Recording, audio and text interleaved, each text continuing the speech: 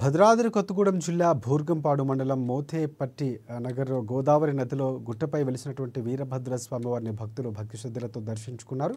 కాకతీయ కాలంలో పాలించే రాజును దేవుళ్ళు కొలిచి ఇక రాజుకి గిరిజనులు గుడి కట్టగా 800 ఏళ్లుగా గిరిజనులు ఆరాధ్య దైవంగా మారిన మోతుగడ్డ వీరభద్ర స్వామి ఆలయం గోదావరి మధ్య ద్వీపకల్పంలో వెలిసిన ఆలయం ఎంతో ఒక మహిమ గలదని భక్తులు భావిస్తూ ఉంటారు.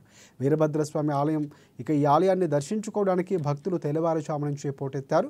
వీరభద్రుడు స్వామివారికి మాజీ తానా అధ్యక్షులు తాలూరి జయశేఖర్ నీలమ దంపతులు స్వామివారిని 20 లక్షల రూపాయల విలువైన గల బంగారు కిరీటాలు భక్తి శ్రద్ధలతో స్వామివారికి బహుకరించారు.